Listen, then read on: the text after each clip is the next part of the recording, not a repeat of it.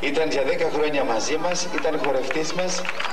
Χόρεψε κριτικά σήμερα, δεν ξέρω αν τον είδατε, χόρεψε κριτικά και χόρεψε και μαζί με τα παιδιά της Αναμίνας. Τον ευχαριστούμε για ό,τι έχει προσφέρει και έχει προσφέρει πάρα πολλά στο Λογογραφικό Μελοχανίων. Τον ευχαριστούμε που ήρθε. Σας ευχαριστούμε, παιδιά.